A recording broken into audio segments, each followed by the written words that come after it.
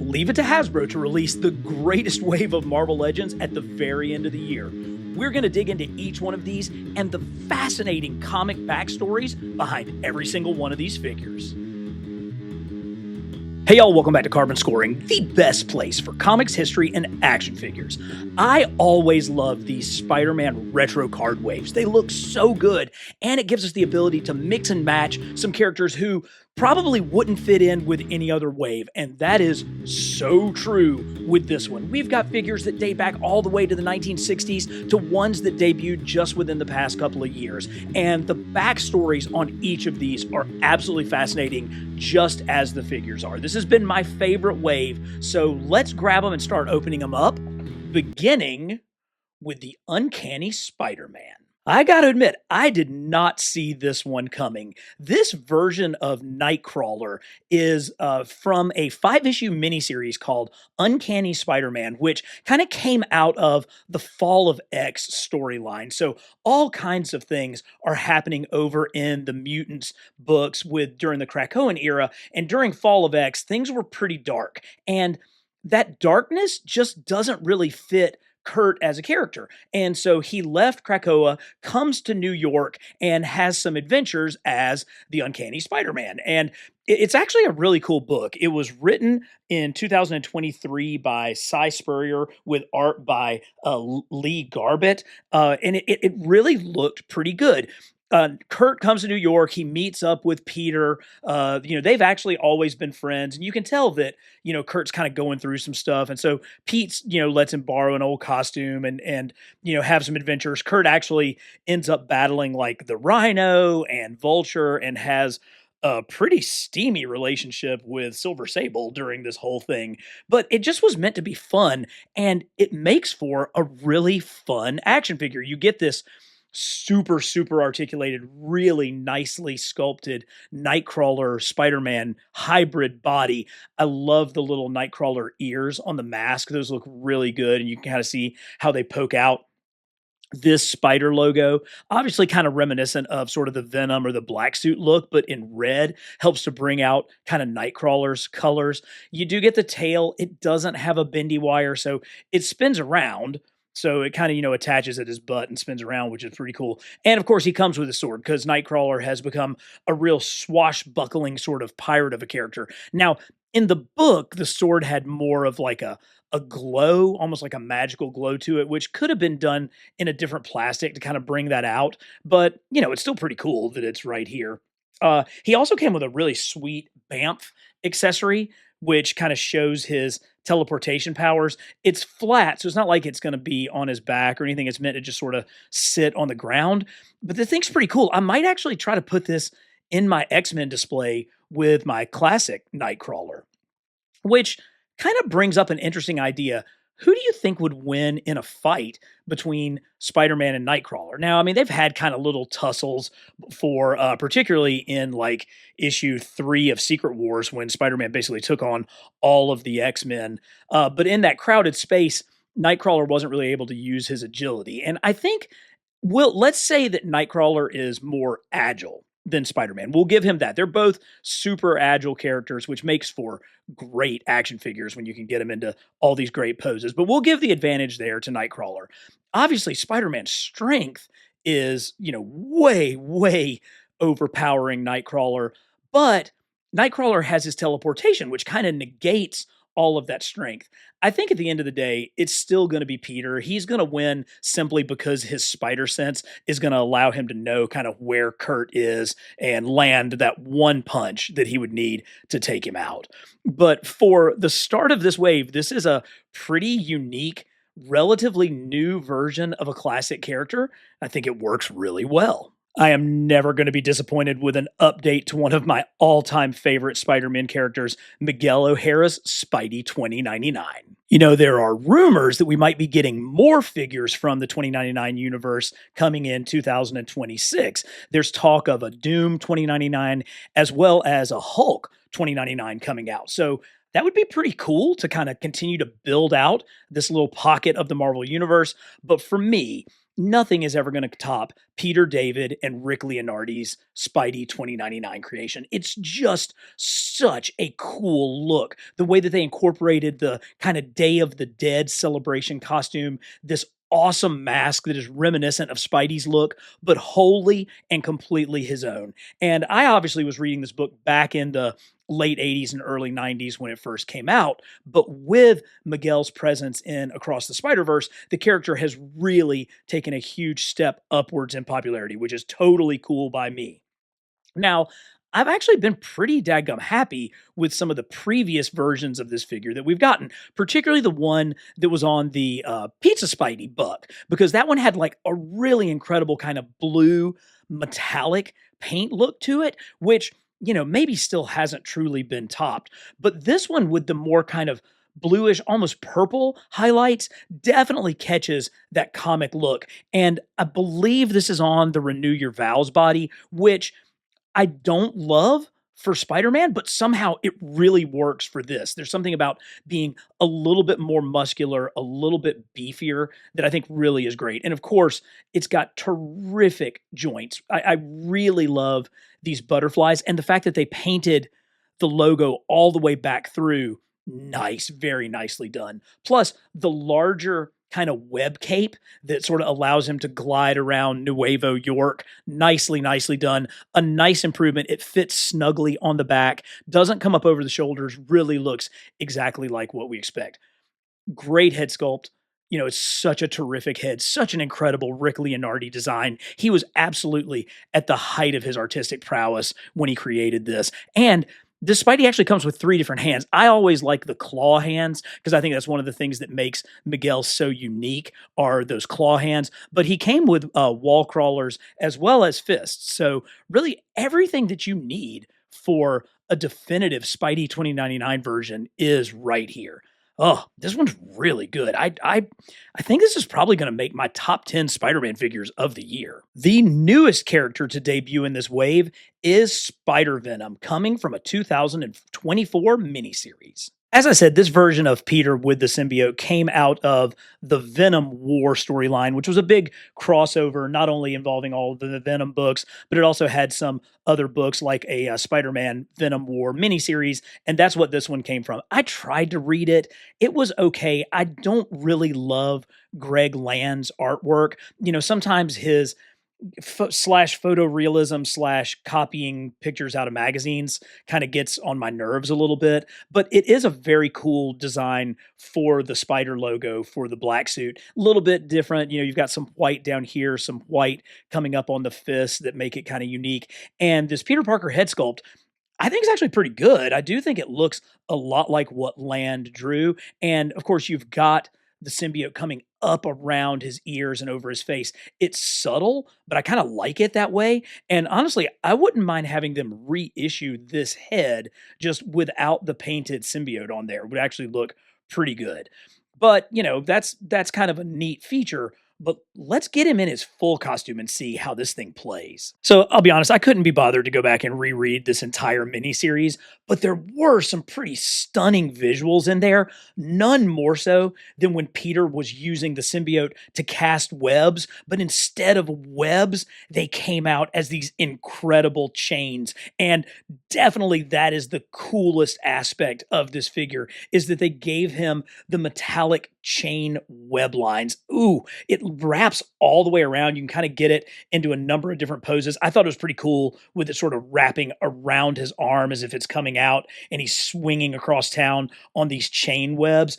That's a pretty neat little inclusion into the Spider-Man Venom mythos, a neat way of kind of bringing out some of the character. And, maybe you could consider this to be like an homage to the Black Suit's kind of co-creator in Todd McFarlane, not the Black Suit's co-creator, but Venom's co-creator in Todd McFarlane, that his greatest individual creation, Spawn, has the metallic chains going everywhere. And now we bring it back into the Marvel universe with this Spider-Venom figure.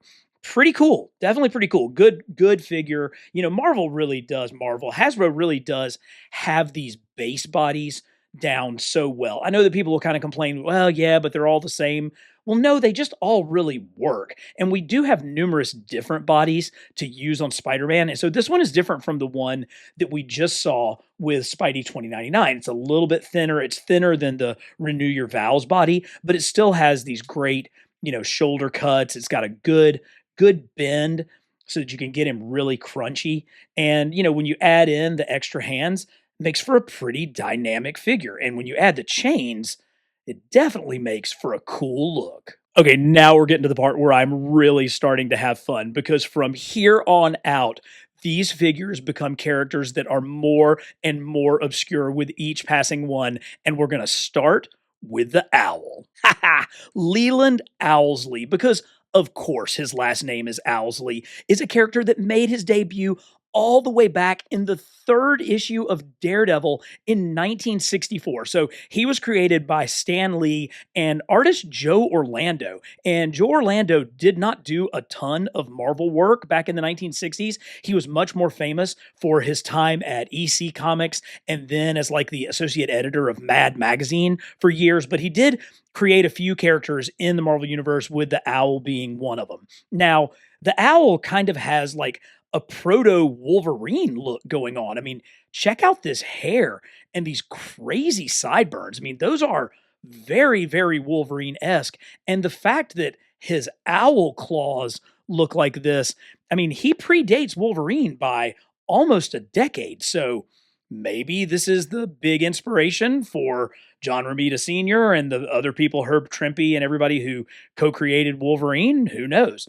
But Owlsley has a pretty unusual origin story. Instead of being like a mad scientist or anything like that, he was a stockbroker and he got caught up in an insider trading scheme, and the IRS was coming after him. And so he used his ill begotten stock gains to do experiments and grant himself some power. So not every day that the IRS is actually the lead instigator in creating a Marvel villain. But that's what we got with Owlsley. And he went on to be kind of a minor Daredevil villain. He would kind of cross over into the Spider-Man universe because he would be involved in kind of all of the gangland stories. He's one of those kind of minor gang characters that tend to constantly cross over between Daredevil and Spider-Man, like Silvermane and like Mr. Negative and Tombstone and all those guys, all kind of vying for their little piece of the pie underneath the Kingpin. And there's obviously a lot of overlap between those street level villains that DD and Spidey share. So while I don't really have a full on Daredevil display, this guy, even though I still think he's much more of a Daredevil villain than he truly is a Spidey villain, he's going to go down with kind of my street level gangster types in my Spidey display. But overall, really well executed. The face print technology really brings out the look. This freaking crazy beard, sideburn goatee combination with no mustache is just crazy great. And I mean, who gets up in the morning and says, you know what? I think I'm going to go trade some stocks. Let me look like an 1800s London serial killer while I do it. I'll grab my scarf and we'll go, try to take over the American economy. Love it. Oh, and since my name's Owlsley, I'll adopt a persona of an evil owl. Oh, speaking of which, he actually did come with an owl. So you get this little, actually really good looking owl figure. It doesn't fit onto, that fell off. It doesn't fit anywhere. It doesn't have like a peg, but owls have certainly been probably better done in the DC universe with the Court of Owls storyline over in Batman. Oh, and over on Earth Prime, where the evil version of Batman was Owlman. Perhaps this'll, and Dr. Midnight has an owl that goes with him. Maybe this will make its way over into my DC display instead of hanging out with Leland Owlsley. Oh, yeah, we're getting into the 90s with a character that is near and dear to my heart, as I will soon explain. Cardiac.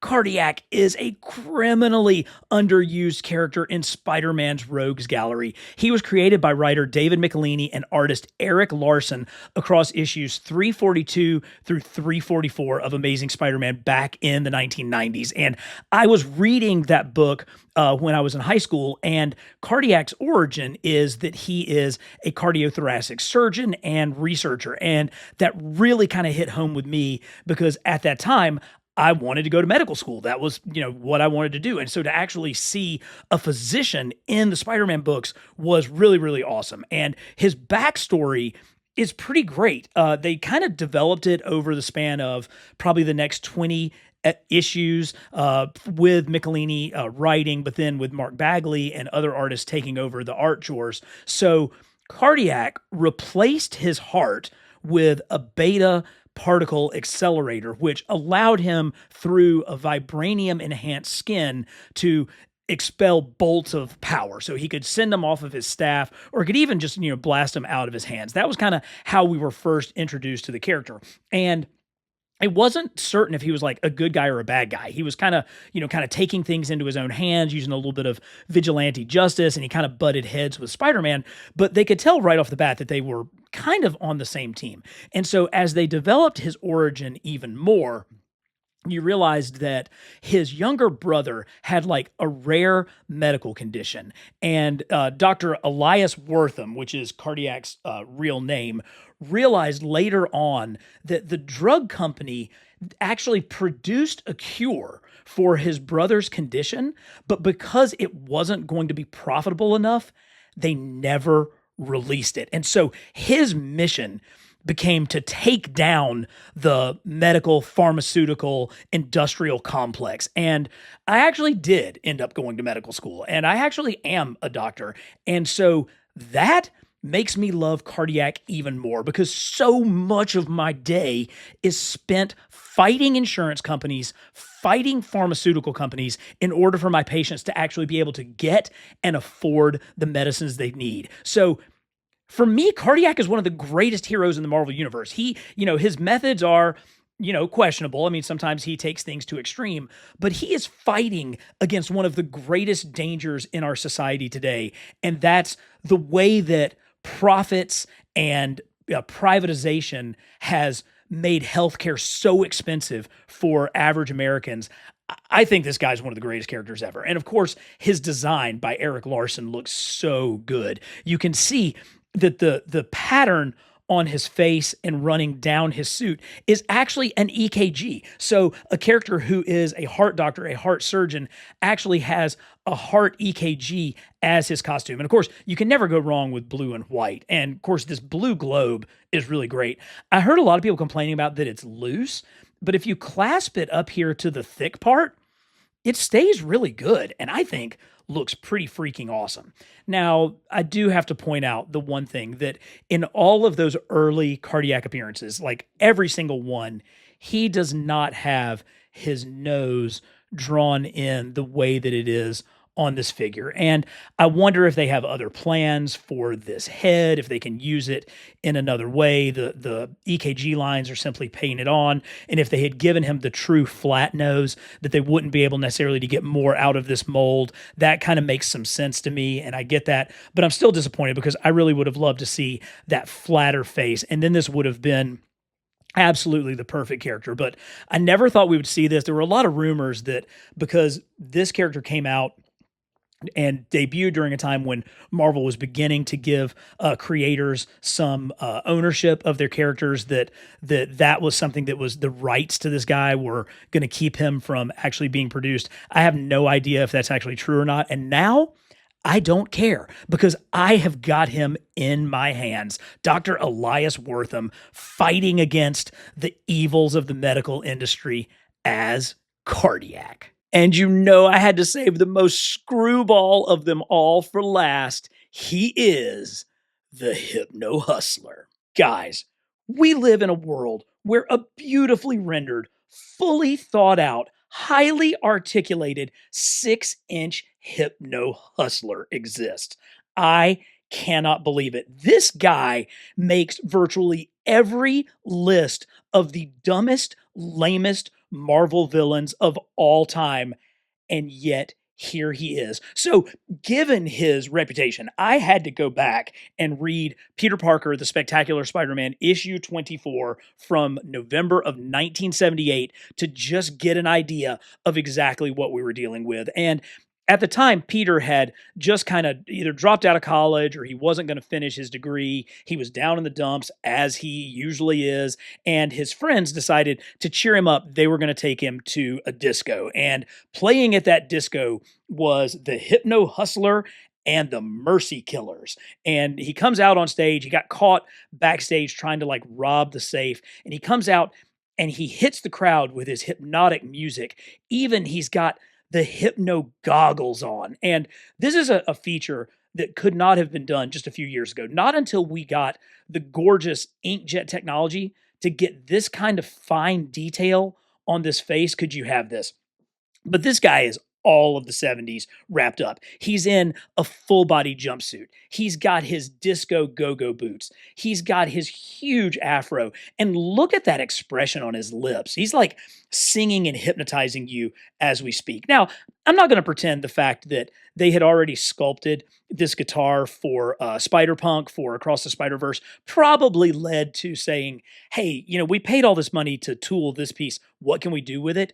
Who cares? Because if it gives us Hypno-Hustler, it is totally worth it. And he's so good. He comes with a pick in this hand, and then this hand is for like, playing up here on the board. Oh, it looks really, really great. But despite all of that, that's not all, because they actually went back and clearly reread this issue as well, because he comes with one of the cooler accessories that you're ever going to see. Yeah, in one single panel of that issue of Peter Parker, the Spectacular Spider-Man, while he's battling Spidey, the Hypno-Hustler releases a hypnosis gas from his boots. And the Marvel Legends team gave us two different types of inserts that would allow for the hypno gas to come out of his boots. That is the kind of attention to detail that just blows my mind. And I just want to say on record to Dan and Dwight and Ryan, because Ryan would have been a part of the creation of this character, guys, thank you. This is the kind of love and adoration and homework that goes into creating these figures that no one could have imagined when the Marvel Legends line started. I've been doing a retrospective across the Marvel Legends line for the past several months, and a lot of people have been saying, "Oh man, those Toy Biz figures were so great. I wish they still made them like that." Guys, get real. Look at this thing. The things that are being produced right now are beyond epic, and they are being done with such care and such attention to detail. I cannot wait to see what comes next. Is it going to be Rocket Racer? Is it going to be Big Wheel? I mean, how deep in the Spider-Man Rogues Gallery can we go? Can we pull out Fusion, the Twin Terror? I mean, they made freaking Hypno-Hustler with smoking go-go disco boots. Anything is possible. And that is why this has been my favorite line of Marvel Legends for the year. Let me know what you guys think. Do you think that this character is just a stupid one off, or do you have the same kind of love and respect for these deep, deep cut characters the way that I do? I want to know about it in the comments. And as always, for the best in comics, history, and action figures, subscribe to Carbon Scoring.